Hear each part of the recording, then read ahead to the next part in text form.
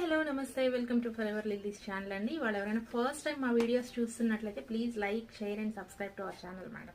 And ఇవాళ వచ్చేసి ఇదిగోండి కంప్లీట్గా మీకు అంబ్రెల్లా ప్యాటర్న్ కుర్తీ అయితే తీసుకొచ్చాను విత్ ఆలియా కట్ అండి.